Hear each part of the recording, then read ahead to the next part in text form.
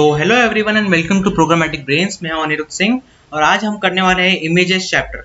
ये इमेजेस क्या होते हैं हम पढ़ेंगे इसमें, और इमेज कैसे ऐड करते हैं आपके HTML डॉक्यूमेंट पे वो भी हम सीखेंगे।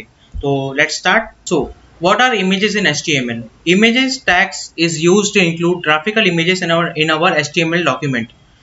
तो कोई भी एक डॉक्यूमेंट है, आप HTML पे कोड लिख रहे हो, उस पर अगर आपको एक इमेज ऐड करना है तो आप इमेज टैग का यूज कर सकते हो। तो उसका एक सिंटैक्स दिया है यहाँ पे, image src is equal to जो इमेज नाम होगा वो .jpg। तो जो src होता है उसका मतलब होता है सोर्स, इमेज का सोर्स क्या है, और इज इक्वल टू सोर्स का short form src is equal to image name, जो भी आपका नाम रहेगा इमेज का वो .jpg। jpg एक फॉर्मेट होता है इमेज का, वो हमें डालना बहुत जरूरी है। तो इसमें हम ये सिंटैक्स रहेगा बेसिकली। तो बेसिकली हम इमेज को ऐड करने के लिए ये फॉर्मेट होता है जो नेक्स्ट। लेकिन इमेज सिर्फ इमेज की तरह नहीं, हम उसमें बहुत सारे उसमें एट्रीब्यूट्स होते हैं, और एट्रीब्यूट्स के साथ साथ उसको हम बहुत सारे लिंक की तरह भी यूज कर सकते हैं, और उसे हम जैसे कि एक लिंक की तरह यूज कर सकते हैं, प्लस हम लोग उसका हाइट और विड्थ हम लोग चेंज कर सकते हैं, वो हम सीखेंगे इसमें।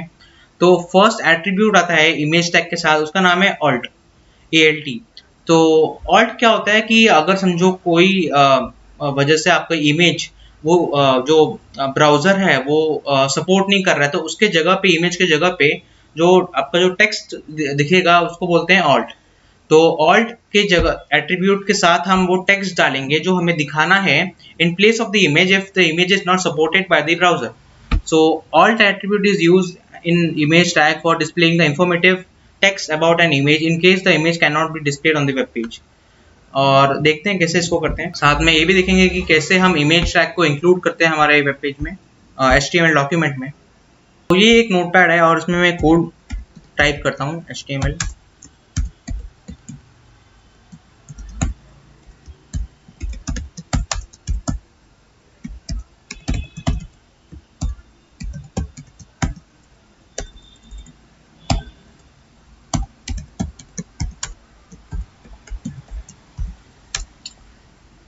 अभी सिंपली मुझे एक इमेज ऐड करना है, मुझे इमेज का नाम मालूम है, मेरे इमेज का नाम है ABC, मैंने सिंपल सा नाम दिया है। तो उसको ऐड करने के लिए मैं यूज करूंगा image tag img src gap equal to और इमेज का नाम इन कोलन्स, जैसे कि abc.jpg, क्योंकि मेरा इमेज का नाम ABC है। और इमेज का टैग क्लोज कर देंगे, बस हो गया। और इसमें बॉडी को क्लोज करके फिर HTML क्लोज, उसको सेव कर देंगे हम।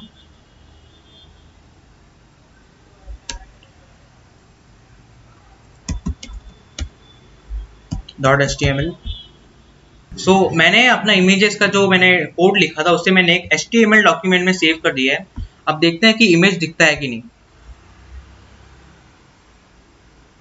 नहीं, यहाँ पे इमेज नहीं दिखा, क्योंकि हमने जो इमेज है, जो ABC इमेज है जिसको हमें दिखाना था वेब पेज पे, वो सेम डॉक्यूमेंट में नहीं था जिसमें हमने ये फाइल सेव किया कोड। तो बेसिकली रूल क्या है कि अगर आप जो डॉक्यूमेंट में आप अपना HTML का कोड सेव कर रहे हो, वही डॉक्यूमेंट में आपका इमेज भी सेव होना चाहिए। तो अगर दोनों भी सेम फोल्डर में है तो ही वो इमेज पे दिखेगा, क्योंकि यहाँ पे नहीं है ऐसा, इसलिए वो एक इमेज का आइकन दिख रहा है बस, और उस इमेज डिस्प्ले हुआ ही नहीं ABC, क्योंकि उसे मालूम ही नहीं कि ABC कौन सा इमेज है। उसी से नाम दिया गया है, लेकिन उसका जो डायरेक्टरी है जहाँ पे वो इमेज है वो ढूंढ नहीं पा रहा है। सो इसे ठीक करने के लिए हमें जो इमेज है वो सेम फोल्डर में लाना पड़ेगा जहाँ पे हमारा ये डॉक्यूमेंट HTML का कोड सेव है। यहाँ पे मैंने ABC जो इमेज है, मैंने यहाँ पे इसको ट्रांसफर कर दिया है सेम वेब पेज से, सेम डॉक्यूमेंट में जहाँ पे मेरा इमेजेस का डॉक्यूमेंट कोड है। सो देखते हैं अभी चलता है कि नहीं।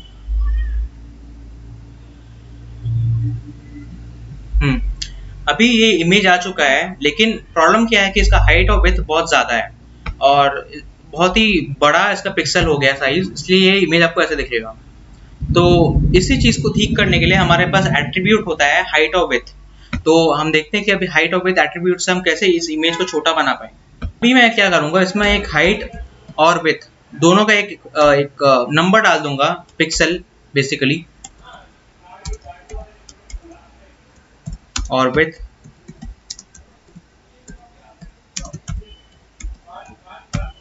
इसे सेव कर दूंगा, और देखते हैं कि हमारे डॉक्यूमेंट, हमारे वेब पेज में क्या चेंजेस आते हैं।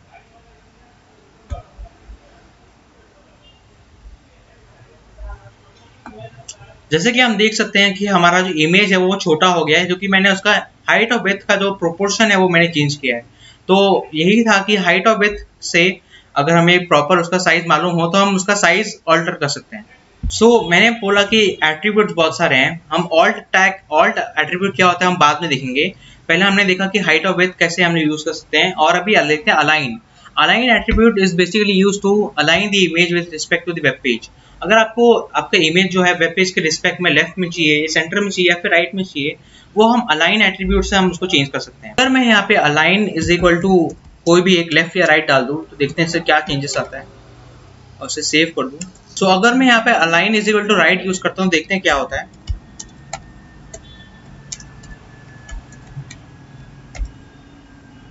कंट्रोल सेव, और अभी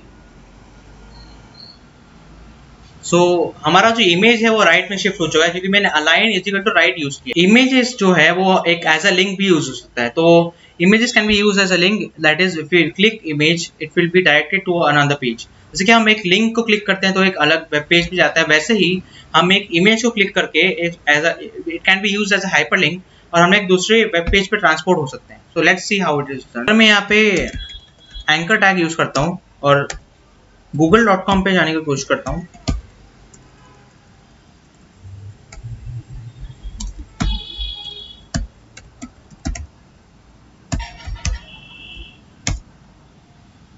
और जो मेरा हाइपर लिंक है जिस पे मैं क्लिक करके जाने वाला हूँ वो एक इमेज है। वो इमेज टैग को मैंने बीच में डाल दिया है, और द एंकर टैग को क्लोज करता हूँ और कंट्रोल सेव।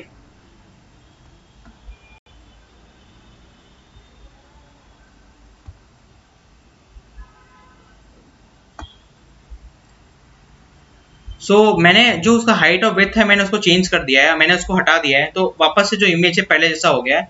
लेकिन अगर मैं इस पर क्लिक करता हूँ,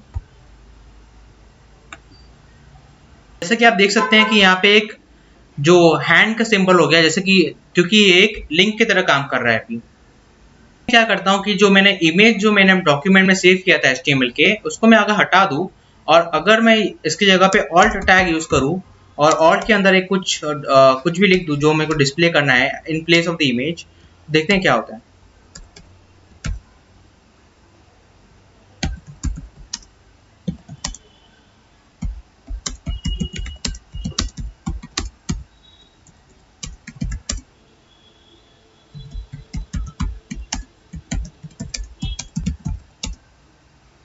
क्योंकि मैंने जो इमेज था उसको बाहर निकाला है, जो डॉक्यूमेंट जहाँ पे सेव किया है HTML फाइल, इसलिए यहाँ पे एक जहाँ पे इमेज की जगह पे अल्टरनेट टेक्स्ट दिख रहा है which is hello has no images in the document where you have saved the HTML file hence this is shown.